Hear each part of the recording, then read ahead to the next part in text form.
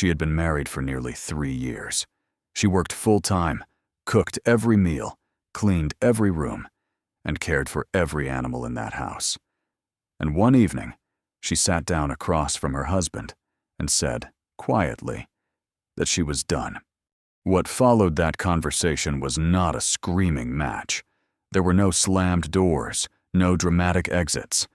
What happened instead was something slower, a reckoning that had been building for 4 years, finally arriving in one calm, measured hour. By the end of that night, something had shifted. Whether it was enough, that is what this story is actually about. Stay with it. Noah Whitfield was 22 years old and had been married since she was 18. That detail matters. She and her husband, Callum Dries, had started dating when she was 16, almost 17. He had pursued her for what she later estimated to be 2 to 3 years before she agreed to go out with him. She had said no repeatedly. She was direct about her reasons. They shared no interests, no hobbies, not a single overlapping curiosity about the world. He was not her type, in her own words, in any dimension. But Callum was persistent in the way that wears people down rather than wins them over.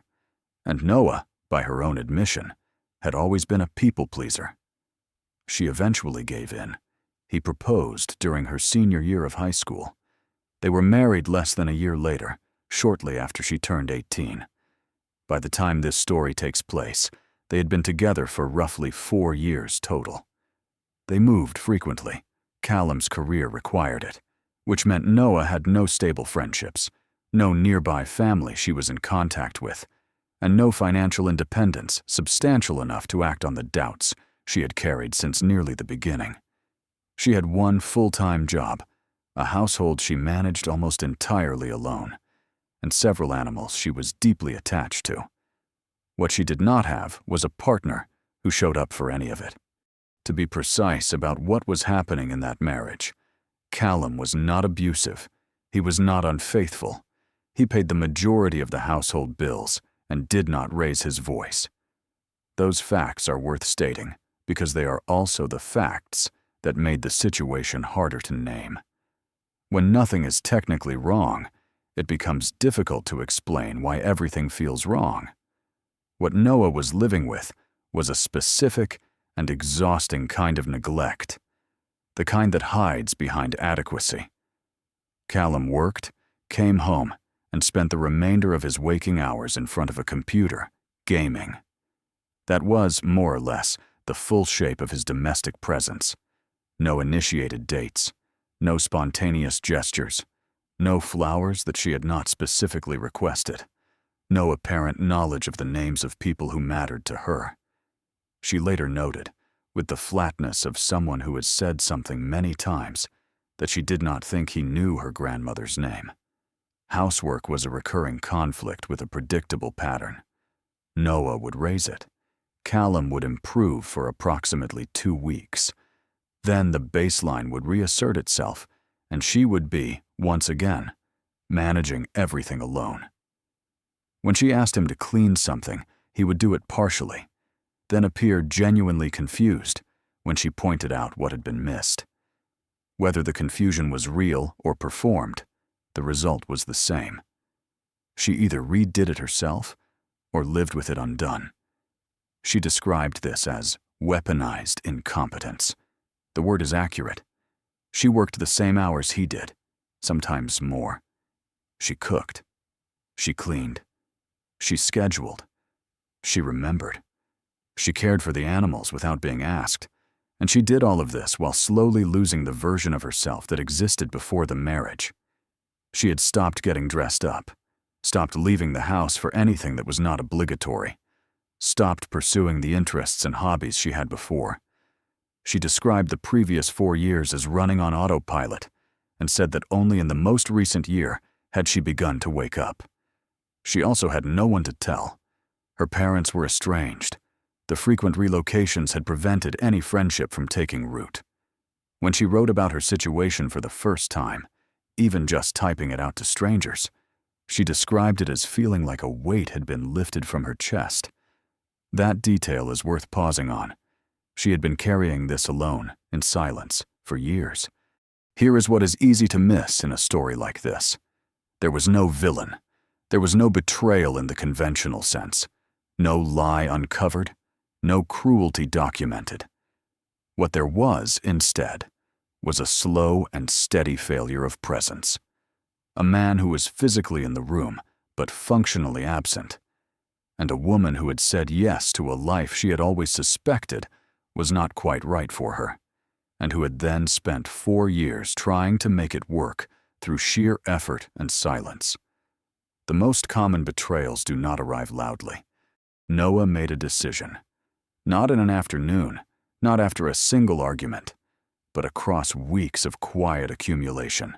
The kind of decision that forms the way sediment forms, layer by layer, until it becomes something solid. She was going to have the conversation. The real one. Not another version of the talk they had cycled through before. The one that produced 2 weeks of effort and then dissolved.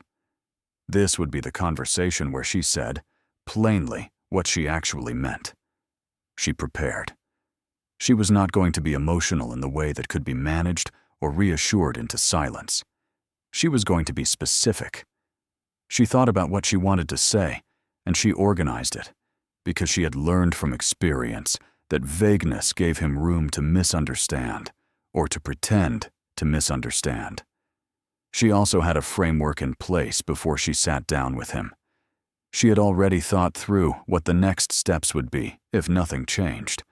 She knew which apartment she could realistically rent. She knew she was taking the animals. She knew what financial arrangements would be required. She had done the math. The conversation was not a threat assembled in the heat of emotion. It was the conclusion of a very long calculation. She sat him down. She told him, without raising her voice, that she was exhausted, that she had been running the marriage alone for years, that she had asked for the bare minimum repeatedly and had watched him try briefly and then stop. She told him she deserved a husband who was present. She said the word divorce without flinching. And then she waited. Revenge. Callum's face changed the moment the word landed. He had not seen it coming, or had chosen not to. His first response was a question. He asked if he understood correctly, and when she told him she thought he probably did not, he said quietly that he was not sure anymore. That moment, the one where she watched the weight of it settle on him, was not satisfying in the way people imagine. It was just real. She kept going. She told him that she was tired of empty promises, tired of watching him invest effort only long enough to silence her, then retract it once the pressure passed. She asked him the question she had been sitting with for months. At what point did she owe herself enough self-respect to say this was not working? He nodded.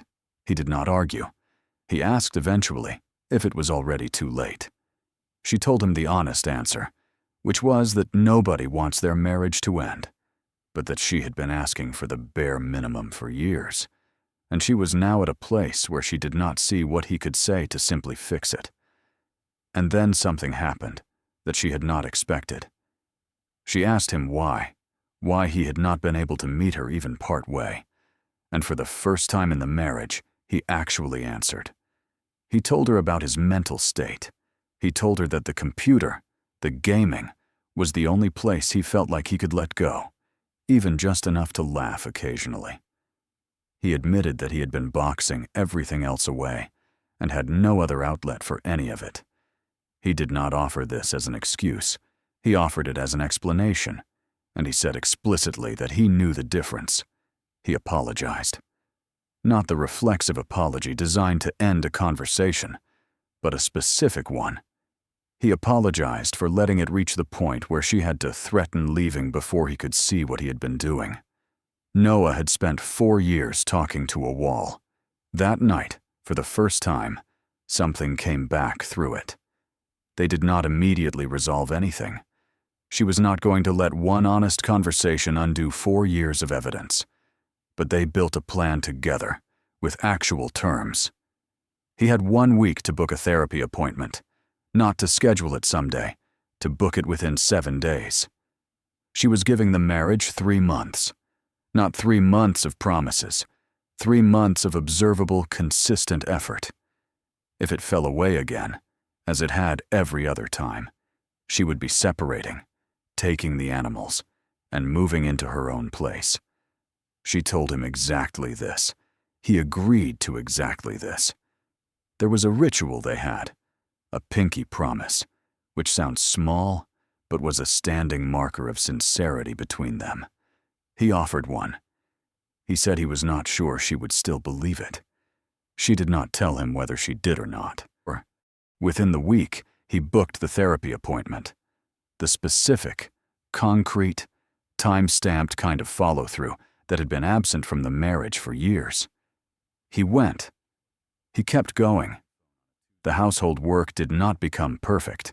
She had not asked for perfect, but it became present, persistent. He stopped treating her requests like favors he was granting. He started initiating things, small ones, without being prompted. She started leaving the house again. Not dramatically, not all at once, but incrementally.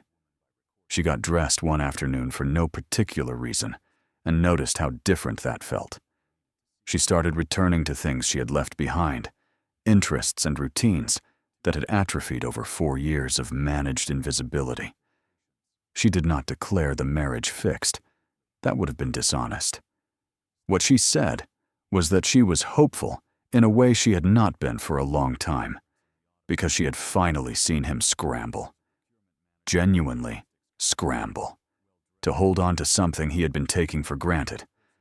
4 years of minimum effort had ended, not because she screamed or broke anything, but because she spoke clearly, prepared her exit, and meant every word of it.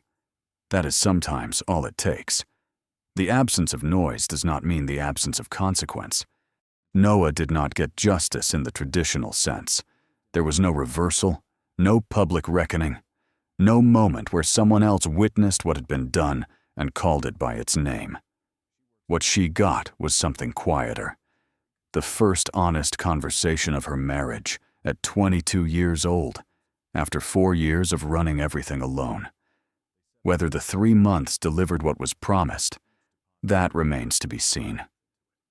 But she had done the one thing that had always been available to her and had always felt impossible. She stopped absorbing the cost of someone else's absence and named it plainly. Some reckonings do not arrive with noise. They arrive with clarity. And clarity, it turns out, has weight.